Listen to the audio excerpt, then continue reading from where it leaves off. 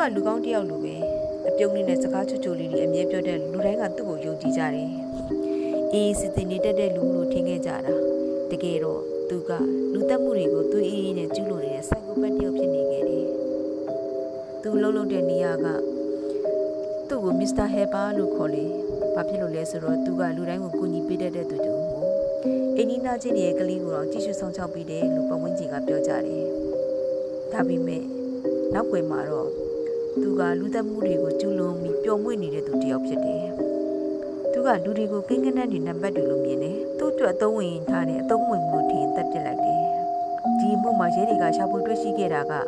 အသက်ခံရတဲ့သူတွေမှာသွေးတွေပြင်းနေတာကိုမတွေ့ဘူးဒေါသထွက်ပြီးတတ်ထားတဲ့ပုံလည်းမတွေ့ဘူး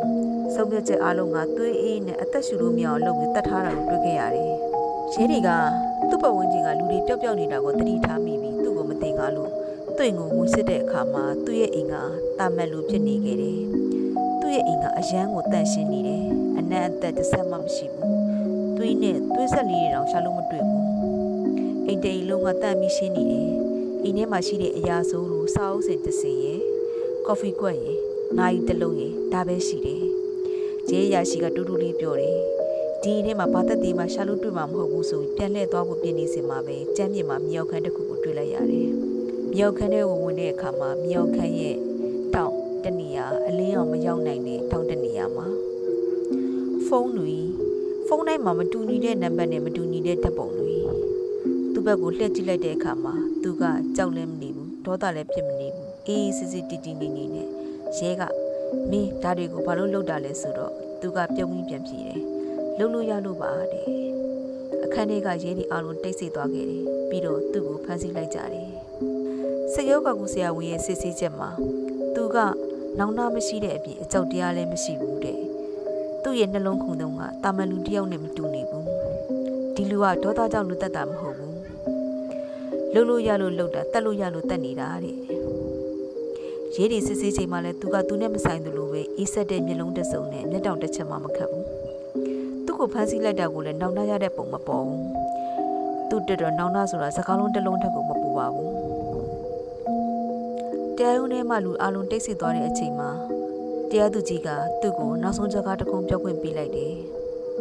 သူကအောင်းကုန်ပြီးတခြားတရားခံတွေလိုမျိုးထိုင်နေတာမဟုတ်ဘူးတရားသူကြီးနဲ့မျက်လုံးချင်းစုံအောင်ကြည့်ပြီးသူကပြန်ပြောလိုက်တယ်ငါလုပ်ခဲ့တာတွေကိုမှားတယ်လို့မထင်ဘူးလူတွေကခန်းစားချက်နဲ့ဆုံးဖြတ်တယ်ငါကတော့တွက်ချက်ပြီးဆုံးဖြတ်တတ်တယ်နောက်ထပ်ခွင့်ရရင်ငါထပ်လုပ်အောင်ပါပါတဲ့ရဲတွေနဲ့တရားရုံးထဲမှာရှိတဲ့လူအလုံးကတိတ်ဆိတ်သွားကြတယ်ရဲတယောက်ကပြောလာခဲ့တယ်ဒီလူတွေက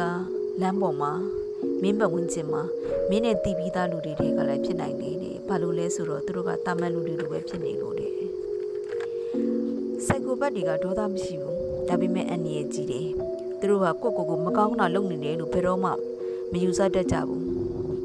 ဒီဇလန်တွေကကျမတို့ဘာတွေသိရလဲဆိုတော့စကားချိုတဲ့လူတွေကဒဏ်ရာမပေးဘူးလို့ဘယ်တော့မှမတတ်မှတ်ပါနဲ့လူကောင်းတယောက်လိုပြုတ်မှုနေတာနဲ့လူကောင်းတယောက်ဖြစ်မလာနိုင်ပါဘူးနောင်နာမရှိတဲ့စိုက်ကိုပတ်တယောက်ကိုချစ်ချင်းနဲ့ပြောင်းလဲနိုင်မယ်လို့ဘယ်တော့မှမတွေးပါနဲ့တကယ်ကြောက်စရာကောင်းတာကတရေမဟုတ်ပါဘူးလူတွေပါပဲစိုက်ကိုပတ်တွေကတရေမဟုတ်ပဲလူဖြစ်နေလို့ပဲလူတွေကြားထဲမှာရောထွေးနေတယ်လို့ပိုကြောက်စရာကောင်းနေပါလူတယောက်ကိုတွေ့လို့စိုက်ကိုပတ်ဟုတ်လားမဟုတ်လားဆိုတာကိုကျမရဲ့ story 7မှာနားထောင်ကြည့်ခွဲခြားနိုင်ပါတယ်ရှင်ကျေးဇူးတင်ပါတယ်